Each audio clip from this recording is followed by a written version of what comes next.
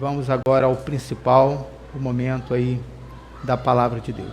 Eu comecei a falar sobre a questão dos fariseus, da maneira como que eles começaram bem, e aí depois eles começaram a se desviar, né, achando que é o dono da situação, e mostrando que esses riscos todos nós podemos correr. Quando você começa a ver as coisas acontecendo, você acha que você é o que tem capacidade, é o que tem habilidade, e começa a roubar a glória de Deus. Por isso que eu afirmo sempre dizendo: a boa mão do Senhor está sobre mim. Para quê? Para que eu não esqueça que tudo que tem sido feito aqui nesse lugar, todas as coisas que têm sido bem sucedidas, todos os problemas que chegam aqui têm sido bem resolvidos, solucionados, ou Deus ainda está tratando. Eu vejo que isso não é um mérito do Emilson, nem da Cristina, nem dos diáconos, nem dos professores, nem de cada um dos irmãos que tem a sua função aqui na igreja, ou não. Eu vejo apenas isso, que a boa mão do Senhor tem estado sobre nós. E entrando nesse assunto, eu vou estar falando no livro de Mateus, lendo o livro de Mateus 23. Nós lemos do versículo 1 ao versículo 12, hoje vamos estar lendo do 13 ao 22, aonde Jesus aqui, né, lança essa palavra de interjeição, né, os 8 ais contra os líderes religiosos. E essa interjeição, ela serve tanto para falar de tristeza como de alegria. No caso aqui, dessa palavra para os líderes religiosos, não era de alegria. Mateus 23, do 13 ao 22. São ais de advertência profética, devido à consequência dos seus atos e do seu caráter. Tá bom? Então, mediante a essa liderança religiosa, esses líderes religiosos, Jesus vai trazer uma palavra de correção para eles, né? Então, esse ai não é um ai de alegria, mas de lamento, um ai de tristeza, e mostrando que isso terá consequências. E aí eu começo já pontuando algumas coisas aqui, né? Não pense que o que você faz e sai ileso, né, e diz que não vai ter consequência. Lembra um pouco tempo agora, em um desses dias, acho que foi na festa da igreja, nós tivemos aqui no Natal. O carro de um dos nossos irmãos estava aqui na frente. Quando ele chegou, a porta ou a lateral estava amassada. Esse foi um ai também de tristeza quando ele viu. Ai, meu carro. Mas a pessoa não deixou ali um papel, não deixou um telefone, né? E aí mostra o quê? O caráter daquela pessoa. E aquele ato não fica impune. Não pensa que fica impune os seus atos. Por isso, a decisão que nós precisamos tomar, tem que ser extremamente criteriosa. Mas antes de nós lermos, vamos fazer uma oração? Amém.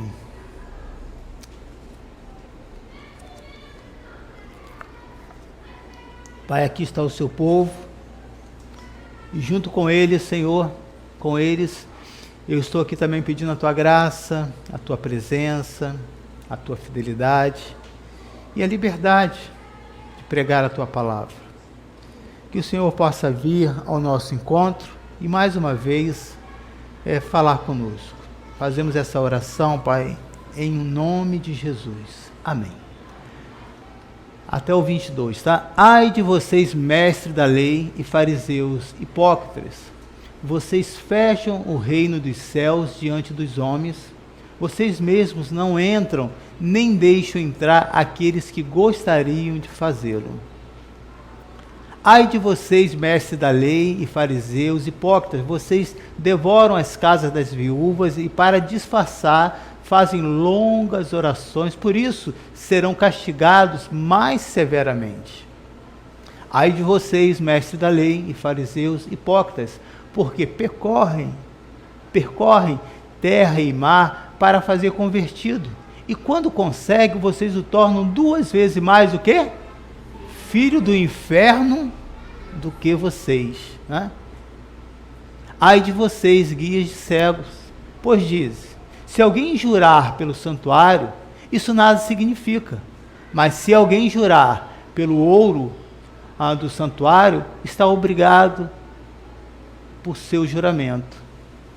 Cegos, insensatos, que é mais importante, o ouro ou o santuário que santifica o ouro? Vocês também dizem, se alguém jurar pelo altar, isso nada significa. Mas se alguém jurar pela oferta que está sobre ele, está obrigado por seu juramento. Cegos, que é mais importante, a oferta ou o altar que santifica a oferta? Portanto, aquele que jurar pelo altar, jura por ele e por tudo que está sobre ele. O que jurar pelo santuário, jura por ele e por aquele que nele habita. E aquele que jurar pelos céus, jura pelo trono de Deus e por aquele que nele se assenta. 22? Ok, né? Então, o primeiro ai está aí no versículo 13. Ai de vocês, mestres da lei e fariseus hipócritas, vocês fecham o reino dos céus, né, diante dos homens. Vocês mesmos não entram, nem deixam entrar aqueles que gostariam de fazê-lo. Então, pode deixar esse versículo aí na tela? Primeira atitude que eles cometem, o que eles fazem? Fecham o quê? Vamos lá, gente. Vamos acordar. Fecham o quê? O reino dos céus, né? Diante de quem? Diante dos homens. Como que é fechar o reino dos céus se é algo espiritual e ninguém pode, não tem uma porta? Como que você fecha? Qual é a atitude? Pelo seu testemunho, pela sua atitude. Por quê? As pessoas pensam que isso é coisa passada, antiga. Não é, querido.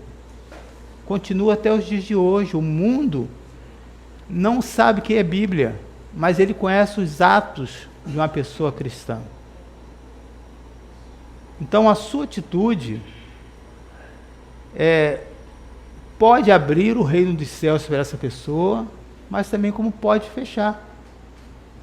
Se você é uma pessoa que está sempre faltando, e aproveitando agora a oportunidade da Covid, poxa, 7 dias em casa, essa Covid é de Deus. Não é, irmãos, tá? E o ato pior ainda. Lá fora, sabe como que funciona? Você trabalha por aquilo que você ganha. Você ganha por aquilo que você trabalha. Não tem essa coisa de carteira assinada igual nós temos aqui. São poucas as empresas. Quando é um feriado, agora vamos supor, terça-feira é um feriado. Tudo bem. Eu quero ficar em casa segunda. Tudo bem, mas você não vai ganhar nem a segunda e nem a terça. Porque você não trabalhou. E é justo, né? Seria assim como também é justo quando você trabalhar além do seu horário, você o que? Cobrar e receber pelaquela hora. Mas só que nós, como empregados, né, só achamos que é justo para o nosso lado. E aí nós precisamos ter esse entendimento, que essas pessoas não conhecem a Deus. E é dever nosso não fechar as portas, né, o reino dos céus diante dos homens, mas deixar essas portas o quê? Abertas. Abertas. Com as nossas atitudes, com as nossas práticas, com o exercício da fé. E aí não adianta você querer se justificar por algo que a pessoa fez de ruim, ou por uma situação difícil, que você pode até abrir o seu coração, você tem que falar. E nós só fazemos uma leitura de que aquilo é algo ruim. Mas existe outro lado. Aquilo também é um exercício para praticar a sua fé. É um exercício para você ver quantas coisas ruins você tem igual aquele ímpio. A raiva, a ira, o rancor, a falta de perdão, a falta de paciência. Vamos pegar a falta de paciência. Pode chegar uma pessoa de fora, e se te fizer uma pergunta, desculpa o termo aqui, idiota, irrelevante, você tem a paciência para responder, não tem? Mas quando é alguém de casa, como é que é? Como é que é? Não, eu vou te explicar com calma. Ô, seu ignorante, você não aprendeu não?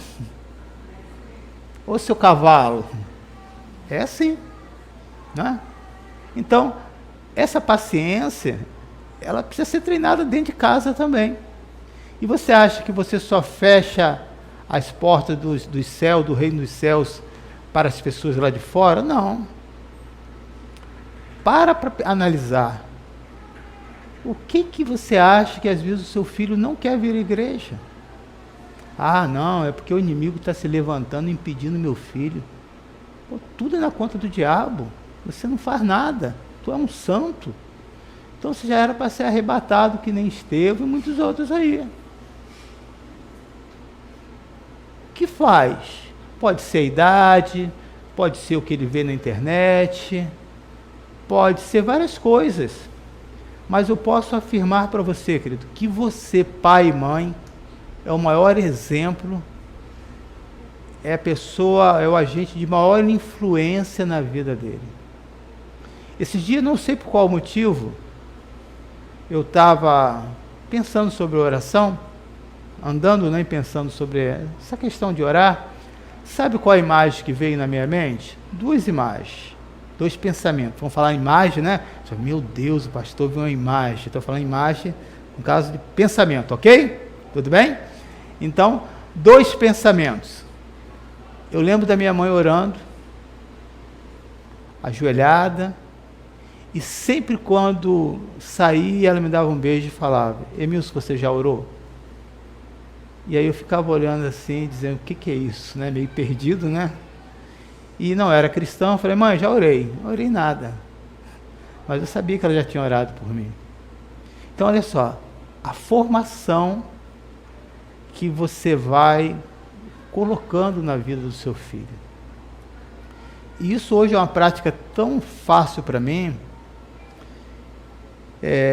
que todo dia, toda hora, eu não termino um trabalho e nem começo o trabalho aqui na igreja sem orar. Como que eu faço? Abrir aquela porta.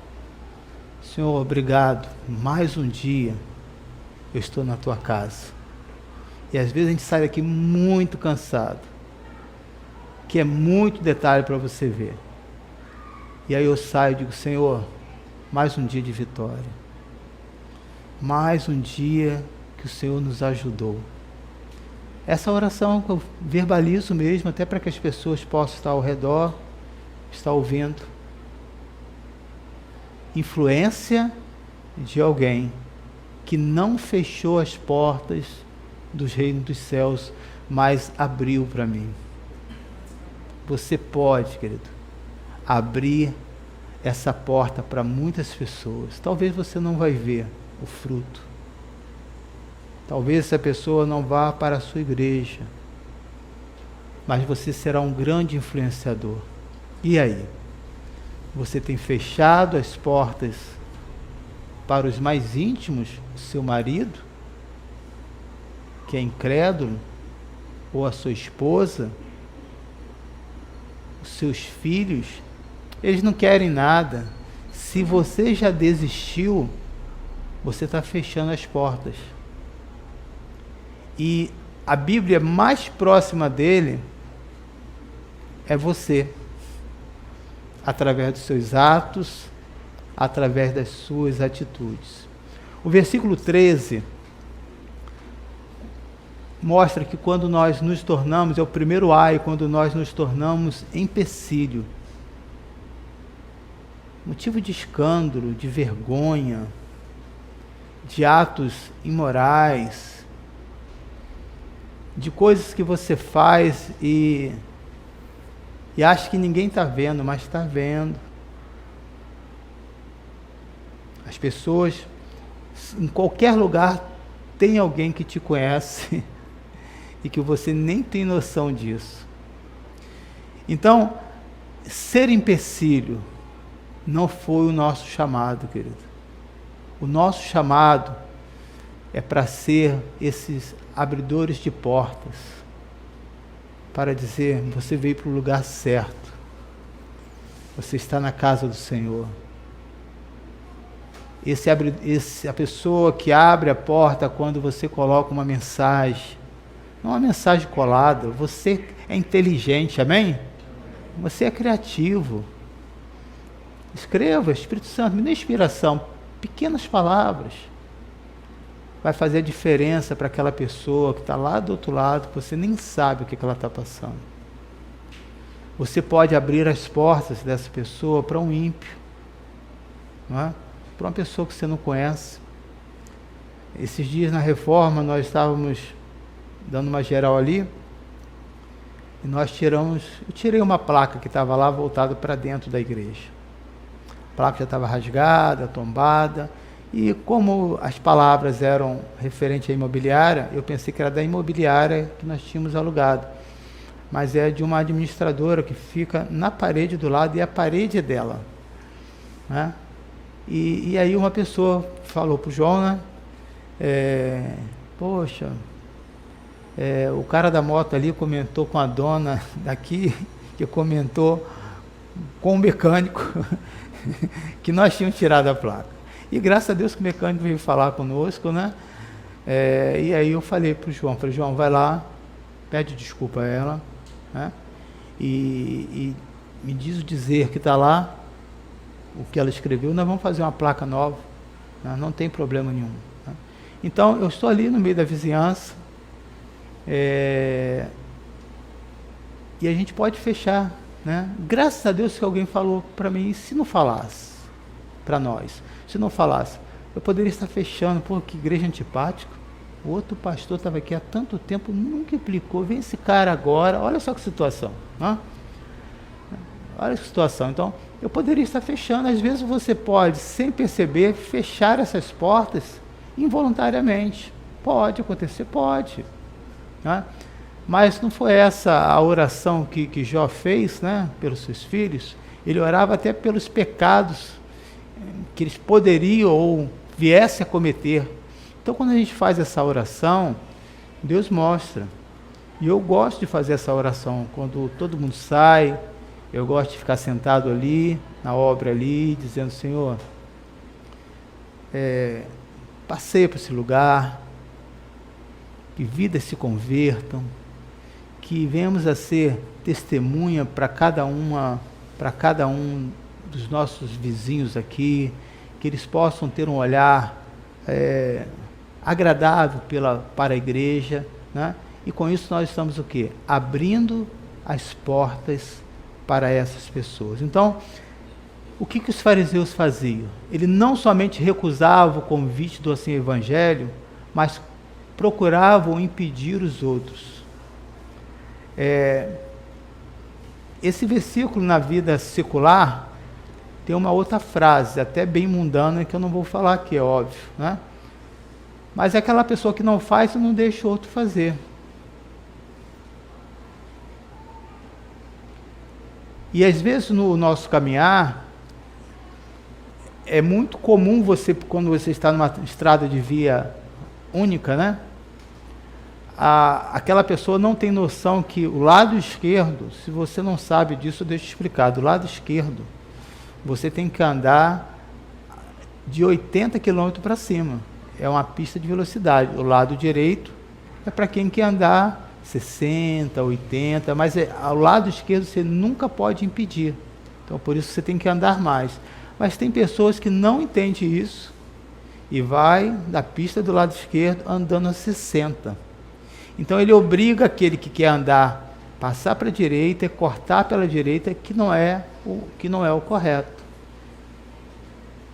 Então nós precisamos entender que se você não quer fazer, não impeça aqueles que querem.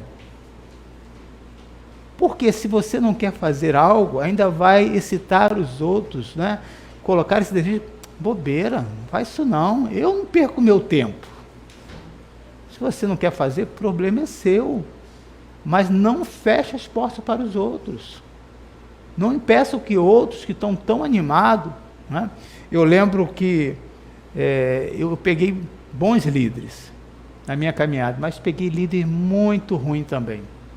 Mas foi bom para mim, que eu pude discernir, né, aqueles que estavam ali para servir a igreja e aqueles que não estavam. Então eu lembro no começo da minha fé, muito empolgado no assim coral que nós tínhamos, e aí eu lembro do meu líder falando para mim, Emilson, você é novo, você não viu nada, isso aí que você ficou triste, vai ficar pior. Aí você ficou assim, como assim? E aquilo na época me deixou bem abatido.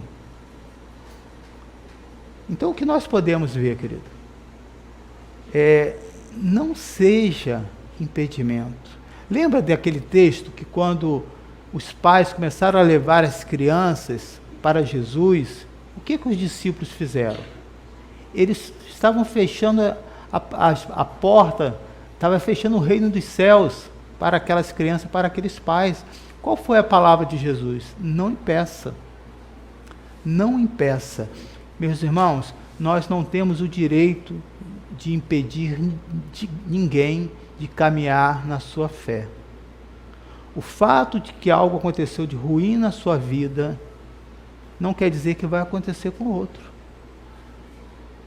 Eu sempre ouvi muitos comentários, e piadas de muito mau gosto a respeito de diáconos. E não é de pessoas de fora, entre pastores de renome. Eu sempre fiquei indignado, porque eu falei assim, eu fui um bom diácono. E eu sempre penso sobre isso. Falei, se naquela igreja teve péssimos diáconos, talvez o discipulador não foi tão bom. Porque era a obrigação dele fazer o quê? Discipulá-los. Né? E se é ruim, tira. É simples assim. Agora, imagina se eu tomo isso como uma verdade. O meu olhar para cada um dos diáconos aqui seria um olhar de espia. Deixa eu ver o que o Vladimir está falando na sexta-feira. Deixa eu ver o que o Alfredo está falando aqui às terças. Deixa eu ver o que o João pregou, ou que o Marco, ou qualquer outro irmão. Eu vou lá participar do culto de oração para saber o que as irmãs estão orando. Como assim? Então, o fato, querido, de nós passarmos por experiências ruins, nós não podemos impedir que a obra do Senhor siga. Nós não podemos. Então, eles recusavam o evangelho, não queriam praticar e não deixavam. O recusar é um problema pessoal de cada um. Eu não quero seguir isso. Pastor, eu quero viver essa vida assim mesmo, só quero vir aos domingos, não quero ter compromisso. É problema seu. Você concorda? Eu não concordo com isso. Mas impedir os outros, para que você vai domingo à noite? Não precisa não, cara. Fique em casa. Você trabalha de segunda a sábado? Não, domingo de manhã não vai não. Eu não vou. Imagina isso. O que você está fazendo? Você está impedindo aquela pessoa. E a Bíblia vai falar isso. Nós vamos ler essas referências. Essa prática é muito atual nos dias de hoje. É incrível como que a palavra negativa, maledicente, ela tem a capacidade de se alastrar muito rápido do que aquilo que é bom, do que aquilo que é honesto. Você fala uma verdade e as pessoas duvidam. Não, deixa eu conferir. Mas você fala uma mentira, ninguém duvida aquilo. E aí você insiste em falar aquela mentira, aquilo passa a ser uma verdade para muitos, até chegar à conclusão que aquilo não é real. Então essa prática ainda acontece nos dias de hoje. Quando você faz comentários de algo ruim que aconteceu com algum membro ou liderança, esse é um exemplo, né? Nós não temos esse direito. Cada pastor responderá pela sua igreja. Cada membro responderá pela sua vida. E a nossa posição aqui não é a posição de julgar, não é a posição de juiz.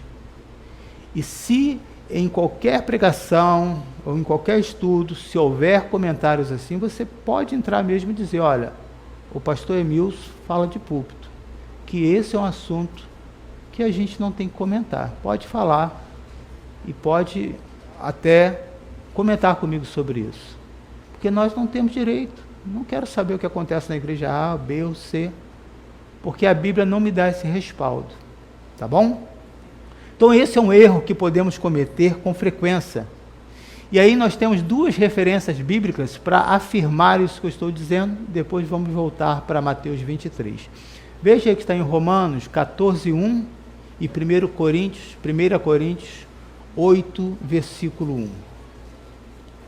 Romanos, Epístola aos Romanos 14, versículo 1. Olha o que diz. Aceite o que é fraco na fé, sem fazer o quê? Discutir o quê? Assuntos controvertidos.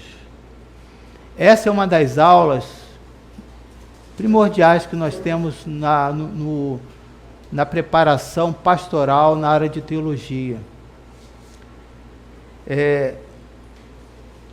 Quando você vai pregar, não entra em assuntos complexos, porque você não vai dar tempo para explicar e vai deixar a pessoa com mais dúvida ainda.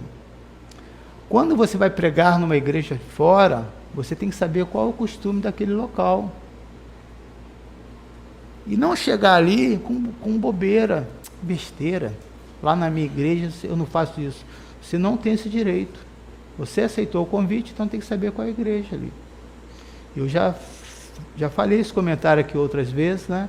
Que eu fui pregar numa igreja que o pastor pregava descalço. Né?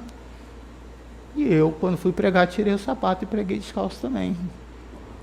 Ele usava meia, ainda bem que a minha meia não estava furada, porque às vezes acontece, né? Então você tem que estar preparado para tudo. E assim são muitas outras coisas. Então, entrar nesses assuntos polêmicos, isso não contribui. Tá? Hoje eu tenho visto muitos pastores e muitos líderes, ao invés de ser uma pessoa que abre a porta, né, deixa o reino dos céus aberto para outros, querem ser comentaristas políticos. Você não foi chamado para ser comentarista político, não foi. A rede social é sua, mas você é um diácono, você é um pastor, você está representando uma igreja assim. E, conforme eu disse, as pessoas não separam isso. Há uma orientação nossa que os bispos dão, né? Quando um dos nossos pastores querem ser políticos, ele disse, você não vai continuar como pastor da igreja tal, você vai abrir mão do seu pastoreio e você não vai usar o nome do pastor tal para entrar lá. Você vai usar o fulano de tal, porque ali você é pastor. Eu, quando estou lá no meu condomínio ou qualquer lugar, eu não quero que me chame de pastor, porque eu não sou pastor daquelas pessoas. Eu sou pastor de cabrito, sou pastor de ovelha. Então ali eu sou o cidadão Emilson, pronto, acabou. Né? Agora, esses irmãos que me conhecem, é natural que vai me chamar de pastor. Então, nós precisamos entender e saber qual é a nossa posição. Nós fomos chamados para abrir e deixar essa porta dos reino dos céus aberta. Se viemos aqui, se você quiser uma orientação de política, eu vou falar para você, em particular, pessoalmente, mas não abrir isso em público. É a mesma coisa, né? Como eu tenho também muitos conhecimentos de pastores que vão com camisa do time para pregar. Na igreja dele funciona. Mas imagina se aquele time não é o meu, e estou chateado que aquele time que não é o meu ainda ganhou o meu. Eu estou abrindo o reino do céu para ouvir aquela mensagem? O que você acha? Fecha. Fecha. Imagina se eu for batizar alguém que está com a camisa do time que não é o meu.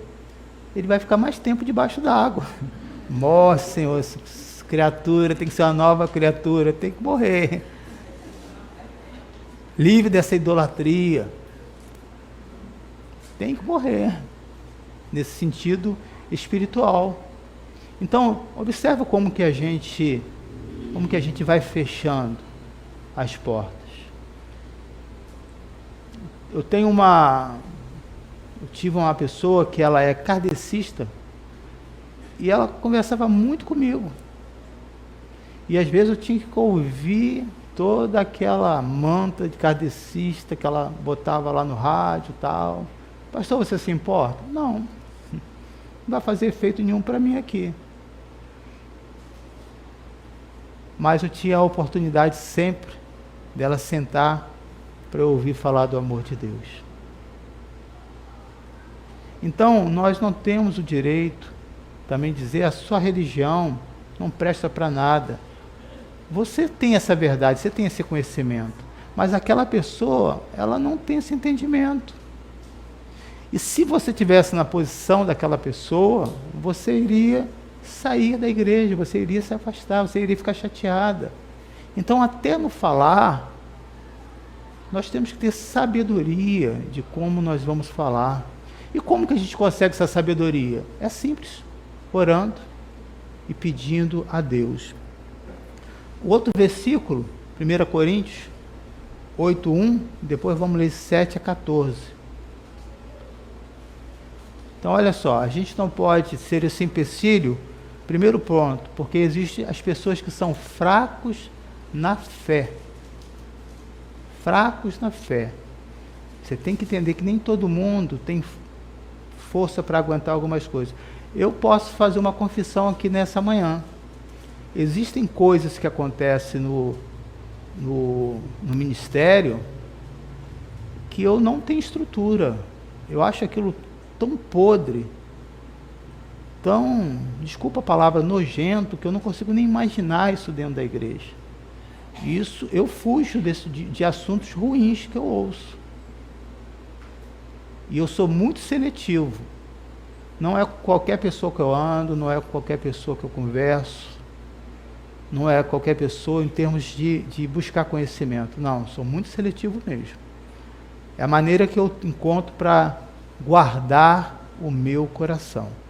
Então, um dos empecilhos, quando nós nos tornamos esse empecilho que não fazemos, né, e não deixamos outros fazer, e aí você esquece que esses fracos na fé não vão suportar e vão aguentar. E Paulo vai falar aqui de um outro exemplo, de alguns cristãos que estavam comendo carnes que eram sacrificadas e para eles não tinham efeito nenhum.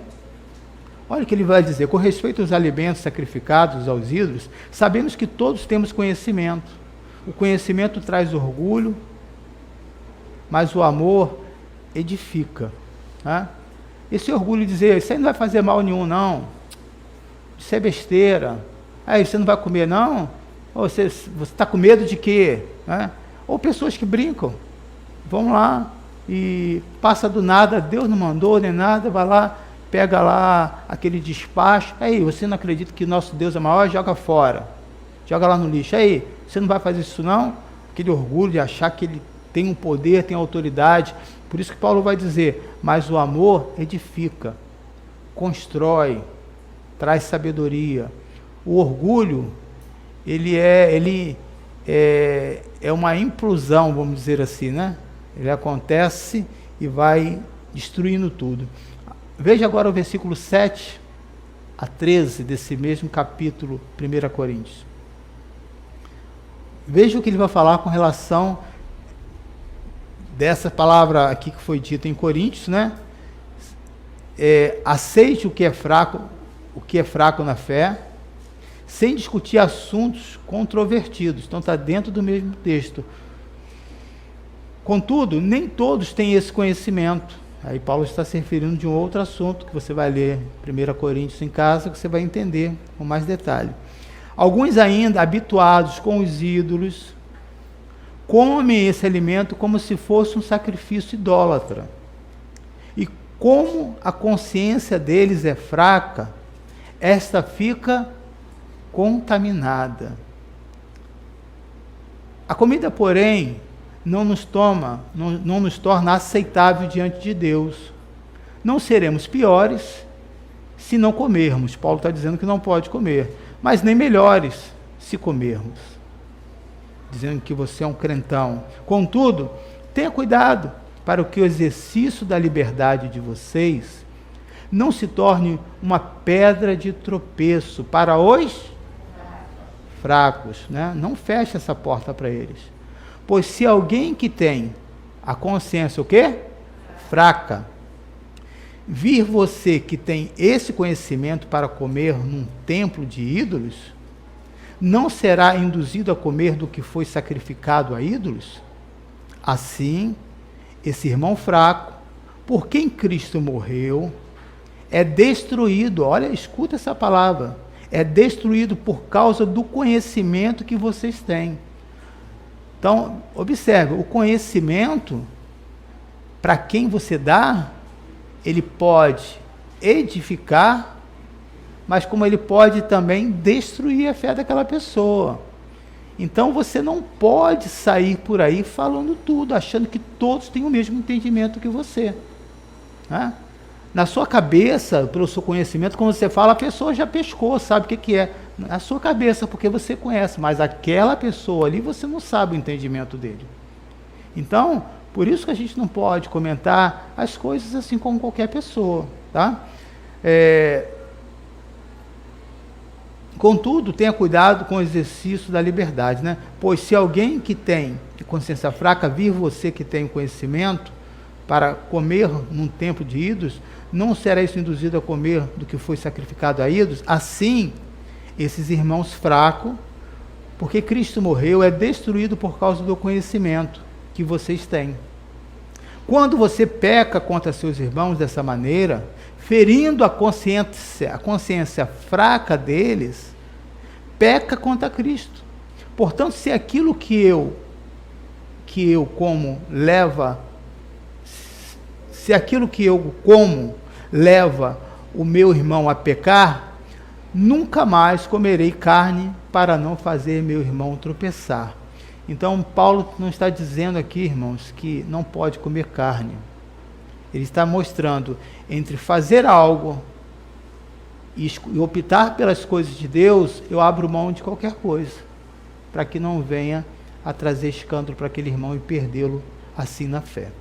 Então, como nós podemos ter esse cuidado? A sabedoria, o jeito com que você fala. E às vezes a pessoa faz um comentário e você ri. Ah, que isso, que bobeira, você não entende isso não? Se ela está perguntando é porque não entende. Então, a maneira com que você fala, é muito comum as pessoas, e nós precisamos ter esse cuidado. Olha, querido, vamos lá. Qual é a sua dúvida? Qual é a sua preocupação? Então, à medida que você faz essa pergunta, ela vai se expondo, aí você vai entendendo até onde você pode falar com aquela pessoa. Até onde você pode comentar sobre aquele determinado assunto. E até onde aquilo vai dar um nó na sua cabeça. Então, esses empecilhos existiu e permanece até a volta de Cristo. Não tem ninguém aqui preparado o suficiente para enfrentar esses impedimentos. Para uns, os impedimentos, o que é simples para você é um grande impedimento para o outro, e talvez você já viveu aquela fase, já amadureceu, e está numa situação melhor. Glória a Deus por isso, mas haverá outros impedimentos. Mas o que é importante você guardar desse primeiro ai aqui, né? É que nós não podemos rejeitar a palavra e nem ser impedimento para os outros. Se você não tem conhecimento de algo, não diga, eu acho isso. Acha não resolve nada para ninguém. O que resolve para você é aquilo que a palavra do Senhor diz. Você pode dar um glória a Deus? Glória a Deus. Amém? Então esses empecilhos existem, e aí Romanos 14, 11,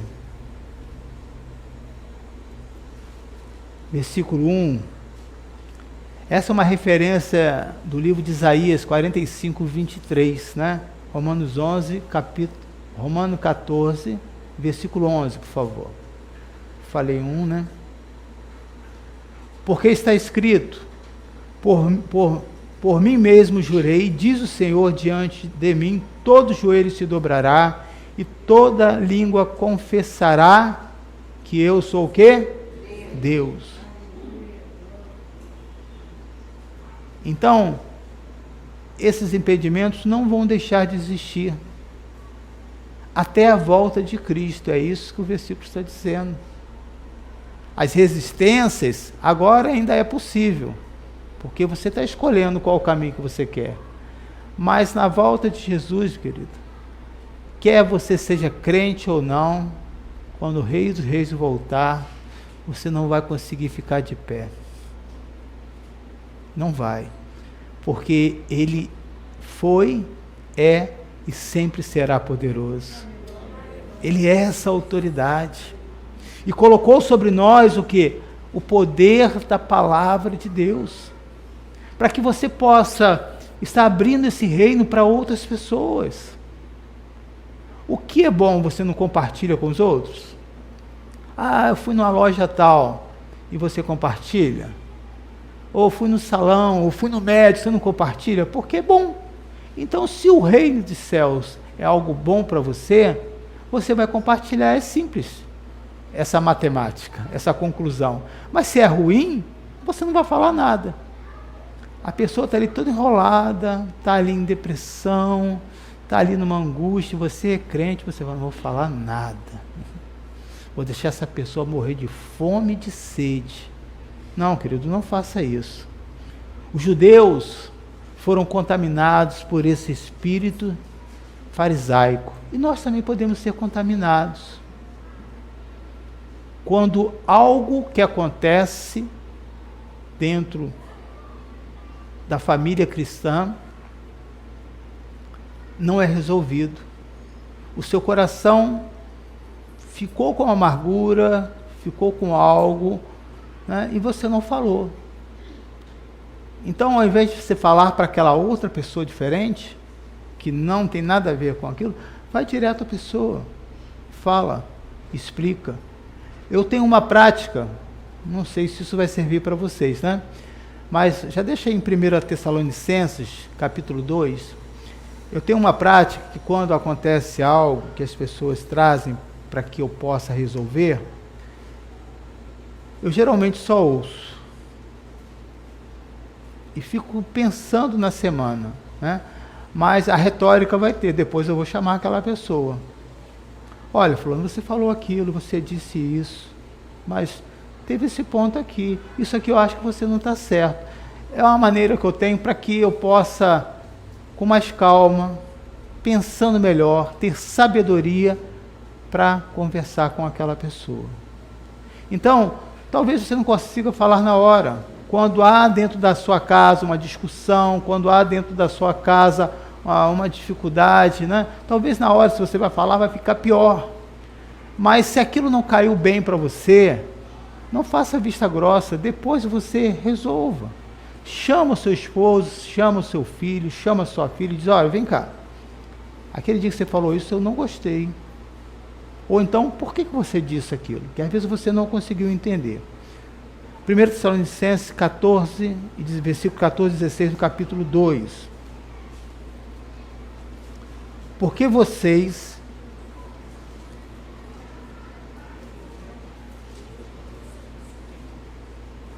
deixa eu ver onde que eu estou aqui.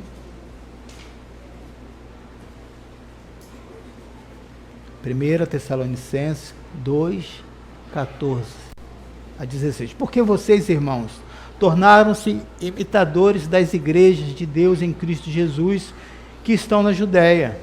Vocês sofreram da parte dos seus próprios conterrâneos as mesmas coisas que aquelas igrejas sofreram da parte dos judeus, que mataram o Senhor Jesus e os profetas e também nos perseguiram. Eles desagradaram a Deus e são hostis a todos, esforçando-se para nos impedir que falemos aos gentios e esses sejam salvos.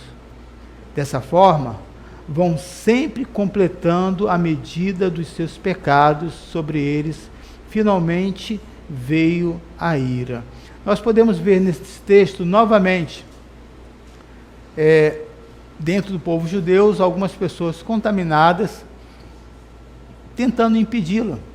E aí você vai observar que é muito comum, às vezes em dias que você marca para ver uma reunião do grupo familiar, em dias que você marca para você fazer algo na igreja ou para assistir um culto, sempre chega alguém,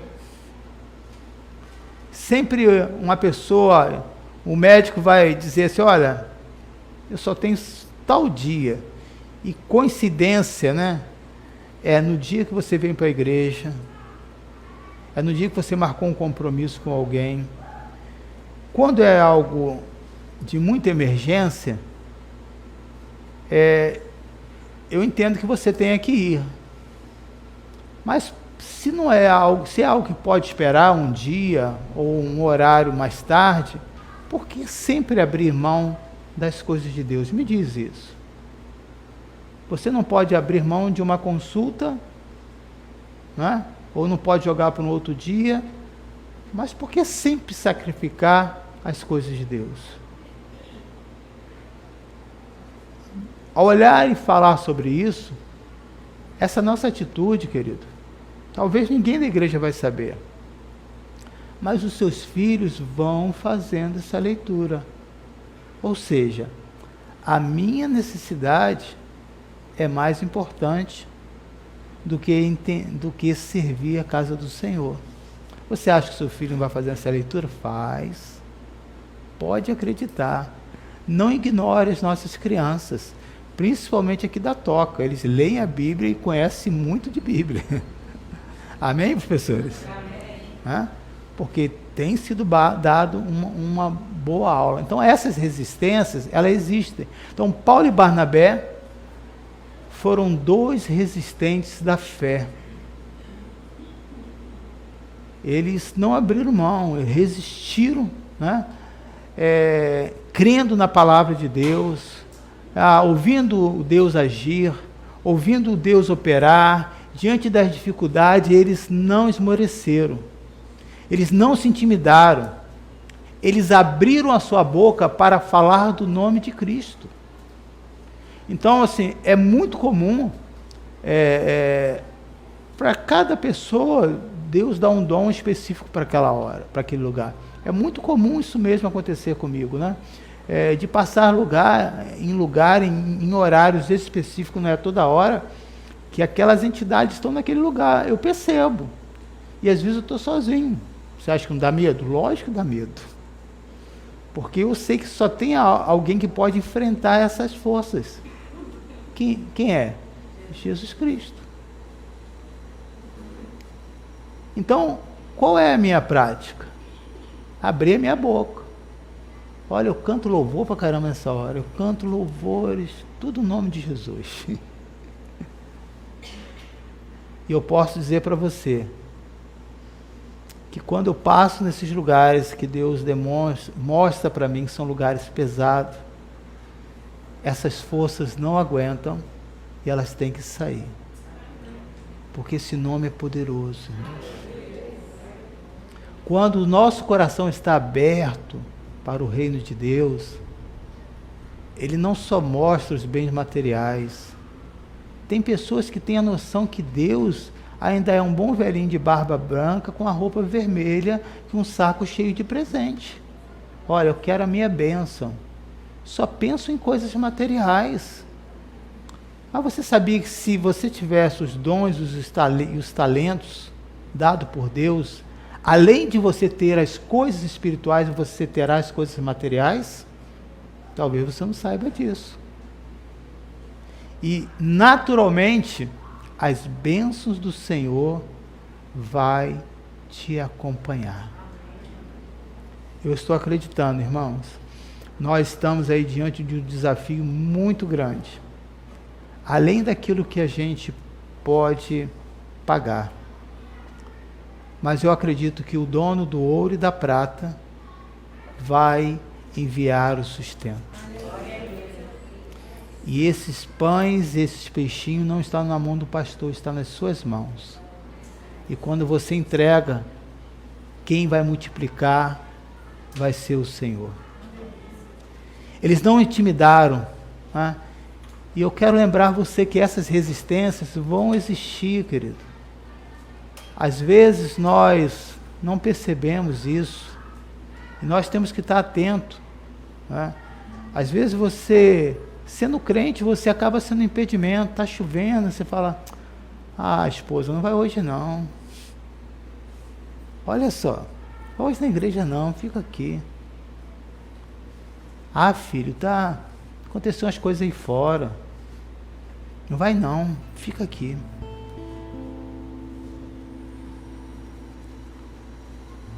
Já teve vários momentos assim,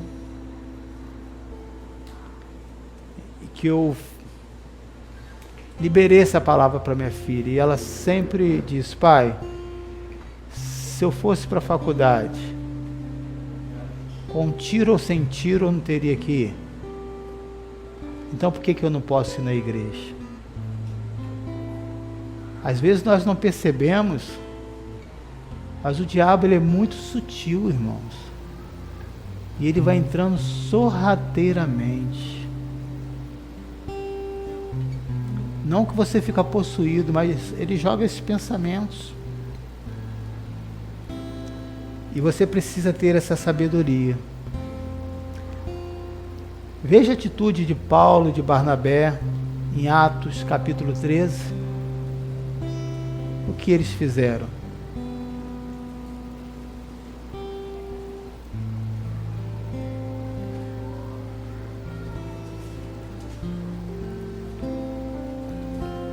Atos 13, versículo 43 a 48.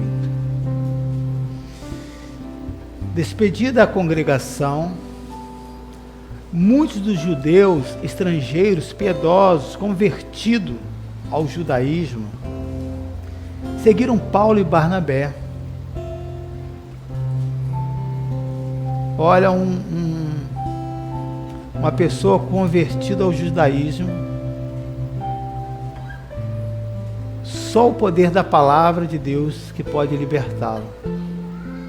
E aqui já mostra a força do poder da palavra pregada. Neste exato momento essa palavra está sendo pregada. E você que está em casa nos assistindo, você pode estar recebendo a cura da sua alma, do seu corpo.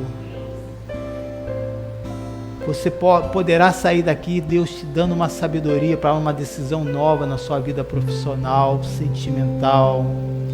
Esse poder da palavra que está sendo pregado nesse exato momento, ele poderá e mudará o seu rumo completamente se você crer de todo o seu coração. Aleluia! Então, essas pessoas, ao ouvir a pregação de Paulo e Barnabé, eles passaram a seguir a Paulo e Barnabé. E esses conversavam com eles, recomendando-lhes que continuassem na graça de Deus. Paulo e Barnabé incentivando, motivando, não desanima, continua nessa graça, nosso Deus estará contigo, nosso Deus vai sustentá-lo, o nosso Deus há de dar a força, e todas as barreiras estarão caindo por terra. Paulo e Barnabé eram aqueles que deixavam o reino de Deus aberto para qualquer pessoa que quisesse entrar. No sábado seguinte, quase toda a cidade se reuniu para ouvir a palavra do Senhor.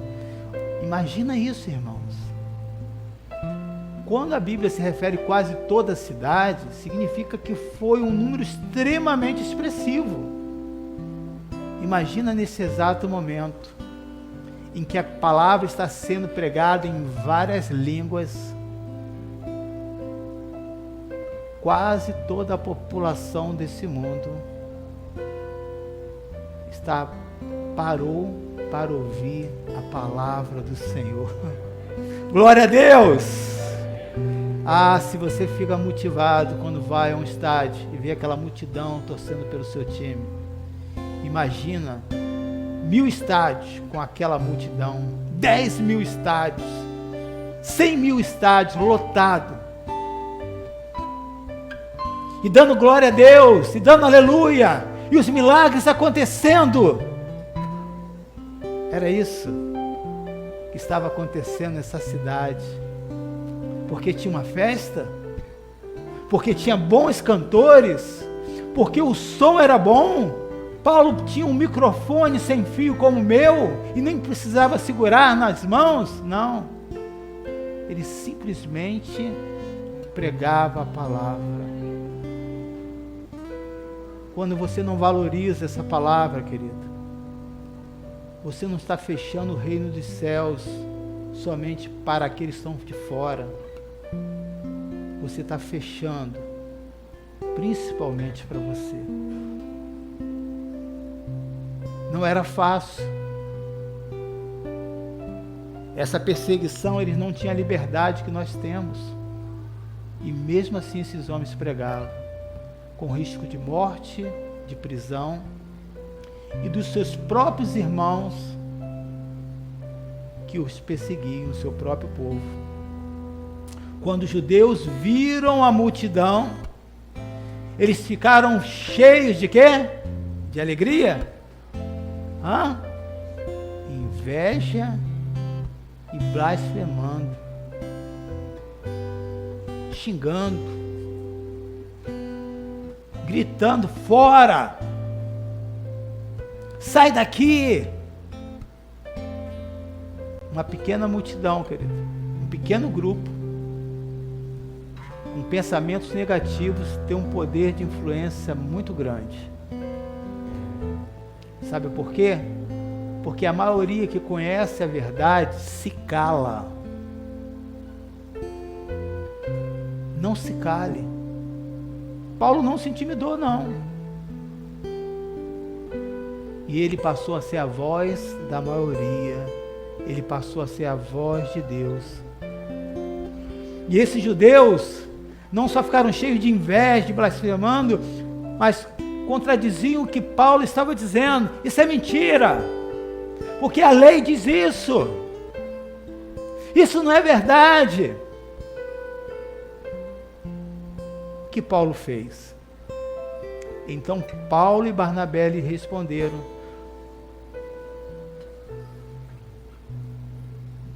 bota o texto na tela, por favor.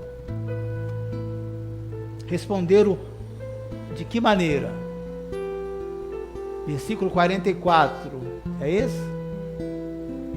O outro versículo, por favor. Então Paulo e Barnabé lhe responderam o quê? Corajosamente. Diz o texto. E eles responderam corajosamente de que maneira? Era necessário anunciar primeiramente a vocês a palavra de Deus. Uma vez que a rejeitam e não se julgam dignos de vida eterna, agora nós voltamos para os gentios, pois assim o Senhor nos ordenou. Paulo foi chamado para pregar aos gentios. Eu fiz de vocês luz para os gentios, para que vocês levem a salvação até os confins da terra. Ouvindo isso, os gentios alegraram-se e bendisseram a palavra do Senhor, e creram todos que haviam sido designados para a vida eterna. Aleluia! Não fique intimidado, querido. Não tenha medo de pregar a palavra de Deus. Não tenha vergonha de pregar esse evangelho. O que Deus colocou na sua mão é poderoso. É a palavra dele. O que Deus colocou diante de você é algo para você não temer. Tenha coragem. Igreja, tenha coragem. Deus não vai nos deixar ser envergonhados diante desse desafio que nós estamos enfrentando no início do ano. O Deus do ouro e da prata, de todas as riquezas, há de sustentar o seu povo aqui na terra. E para quem estão reservadas as bênçãos do Senhor? As bênçãos do Senhor estão reservadas para aqueles que são fiéis. Eu não conheço quem é fiel e quem é infiel no seu coração com o Senhor, mas Deus conhece. Eu lembro de um momento que estava muita dificuldade aqui na igreja. Uma irmã na fé disse: pastor, algo aconteceu de especial e Deus colocou no meu coração a oferta que eu vou ter que dar. E na época era uma oferta de 10 mil reais, irmãos. Aquela pessoa não esperava que ela ia ganhar todo aquele recurso para dar uma oferta de 10 mil reais. Mas Deus não pediu tudo, pediu apenas 10%. Uma pessoa generosa não é aquela que é rica, mas é aquela que tem um coração voluntário, um coração próspero, é um coração voluntário. Eu aprendi a ser dizimista, a ser ofertante, mas eu aprendi a ser doador com uma pessoa que eu ainda tinha muito apego às coisas sentimentais. Ah, não vou te fazer disso, tem toda uma história. E graças a Deus essa questão hoje é bem resolvida. Então eu tenho falado para o Senhor que for preciso, se tiver que desfazer de qualquer coisa em favor do reino, eu vou desfazer. Há um tempo atrás eu tinha uma bicicleta que eu demorei 8 anos para comprar. Você vai juntando aos pouquinhos. Vitor acompanhou, né, Vitor? E na época, quando eu falei que a bicicleta era R$ 1.500, ele já ficou tudo isso, só que ela foi subindo de preço. À medida que você vai treinando, você vai tendo algo melhor. E aí são as fases da nossa vida, né? Agora eu não tenho filho mais para criar, não tenho estudo, meu cachorro já morreu.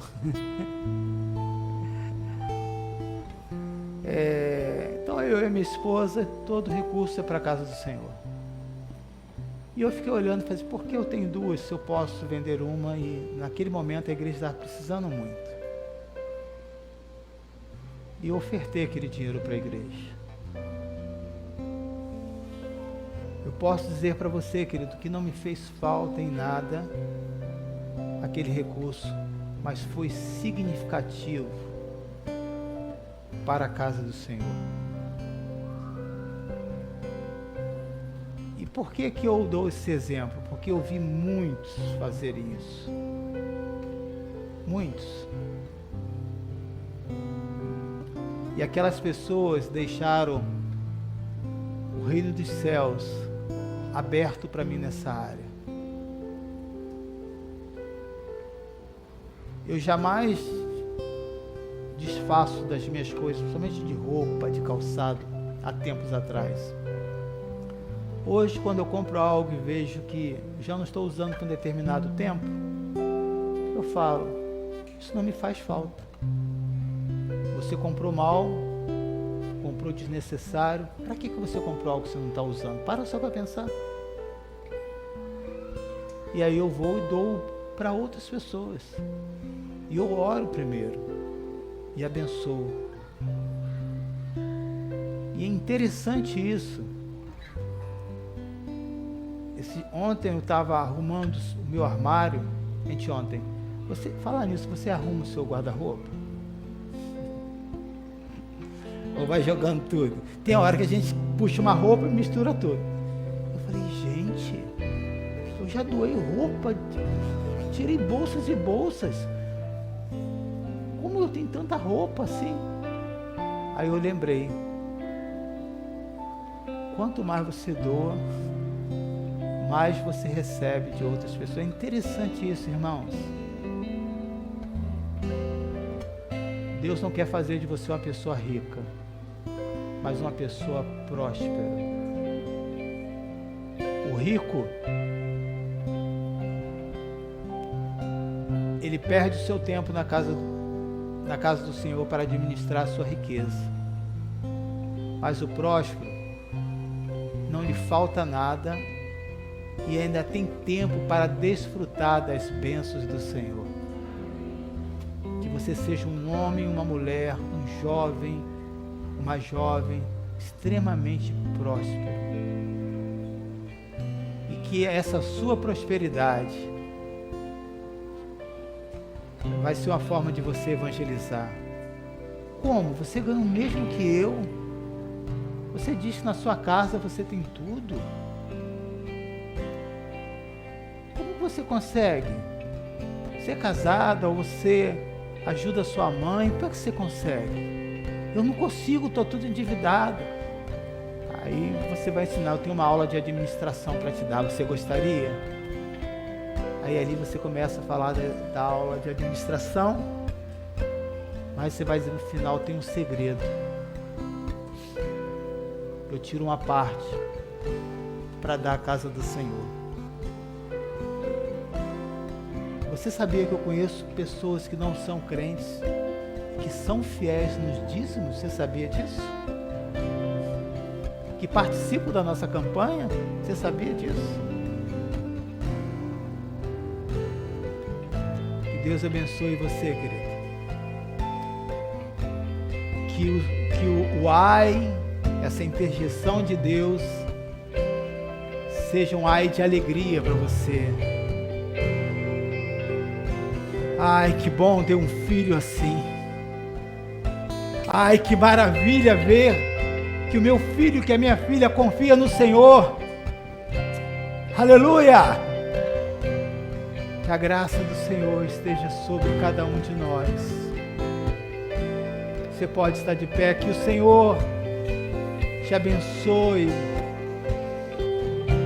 Que você possa ser aquele que seja corajoso, corajosa como Barnabé. Ainda que encontre pessoas enfurecidas, amarguradas por coisas que viveram no Evangelho, e são enfurecidas por justa causa, com justa causa. Mas você vai mostrar que também existe outro lado. Existem homens e mulheres fiéis, íntegros e cheios da presença de Deus. Que a mão do Senhor esteja sobre a sua vida. Que a bênção do Senhor, a prosperidade da palavra, do Espírito, dos dons, dos talentos, sejam derramados sobre você, meu irmão, minha irmã. Que o seu cálice transborde de alegria. Que as portas do Senhor estejam abertas, porque você colocou a chave do seu coração e diz: pode entrar, a casa é sua, pode entrar, a palavra tem liberdade no meu coração. Pai, aqui estão os seus filhos. Aleluia. Deus é bom, amém? Vamos cantar. Cria em mim, ó Deus, um coração puro e renova em mim um espírito inabalável, amém?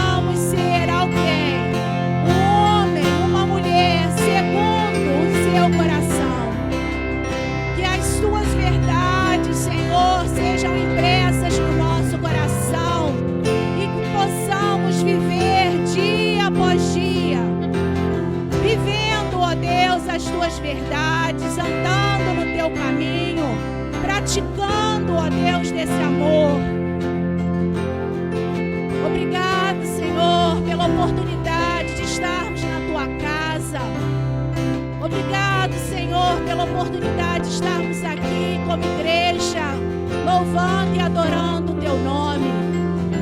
Recebe, ó Deus, toda a adoração. Recebe, Senhor, todo o louvor. Tudo, ó Deus, que foi feito aqui nessa manhã é para a honra e para a glória do Teu nome. Guarda, Senhor, a Tua igreja. Protege, Senhor, a Tua igreja. Cuida, Senhor, da Tua igreja. Santifica, Senhor, a Tua igreja. Que a Tua luz, Senhor, brilhe através da Tua igreja. Senhor, nós queremos agora, antes de encerrar esse culto, Senhor, colocar diante do Senhor, como igreja,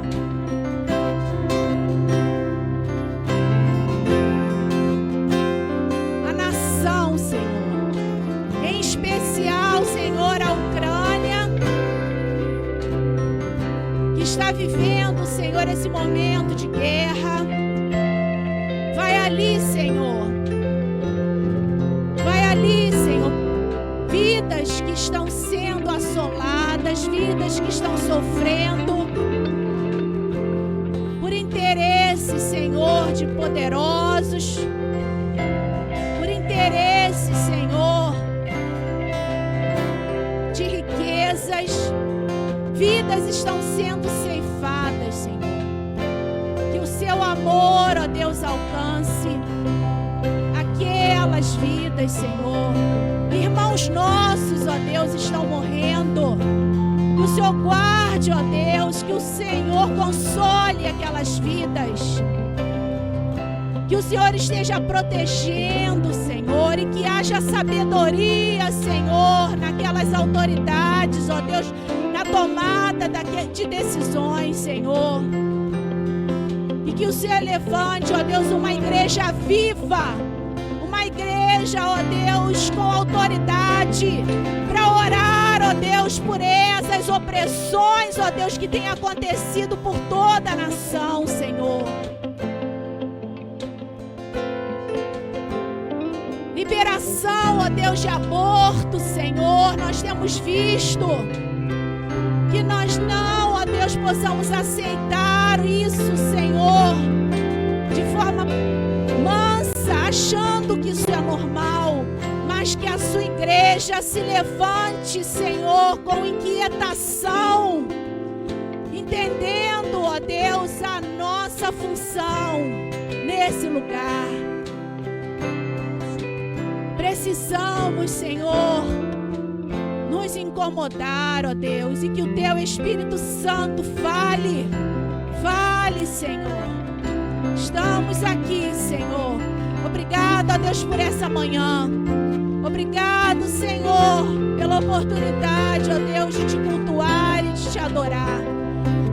Nesses dias, ó Deus, onde o mundo se levanta para festejar a carne, que nós possamos nos curvar, ó Deus, para Te adorar e reconhecer como o Senhor e Salvador, único de nossas vidas, a quem devemos servir.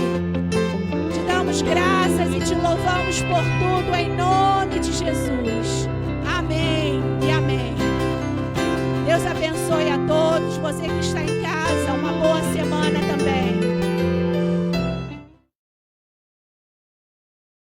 Correrei para Ti, meu Senhor, minha